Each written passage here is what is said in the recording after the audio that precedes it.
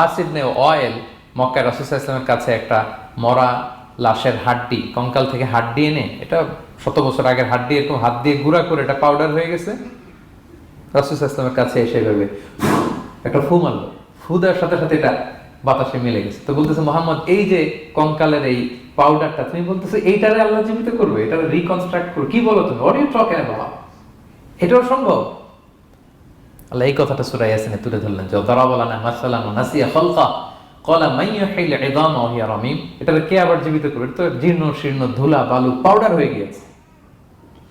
আল্লাহ বলেন, কুল, নবী আপনি ওয়াইলকে বলেন, ইউহিহাল্লাযী আনশাহা আউওয়ালা মাররা, ওই আল্লাহ সৃষ্টি করবেন যে এটারে প্রথমে বানাইছিলেন। এটার তো অস্তিত্ব ছিল না, অস্তিত্বহীন থেকে যখন আল্লাহ বানাইতে পারেন, এটা মরে যাওয়ার পরে তারে আল্লাহ আবারও বানাতে পারবেন, ঠিক কিনা বলেন? আচ্ছা বলেন, কোন জিনিস প্রথমে বানানো সহজ না দ্বিতীয়বার বানানো সহজ? দ্বিতীয়বার, তাই না?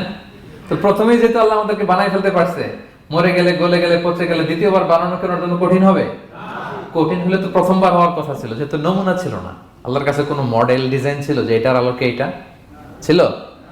তো সেই আল্লাহ যখন আমাদেরকে বানাই ফেলতে পারছেন প্রথমবার, দ্বিতীয়বার কি তার জন্য কঠিন না সহজ? তখন বিষ্ণু ইসলাম বললেন যে এই পাউডার, তুমি যে কঙ্কালের হাড্ডি ফু দিয়ে বললা, এটাকে আল্লাহ জীবিত করবেন, অনুরূপভাবে তোমাকেও জীবিত করবেন এবং তোমাকে জাহান্নামে নিক্ষেপ করবেন। আল্লাহ জাহান্নাম থেকে আমাদেরকে হেফাজত করুন।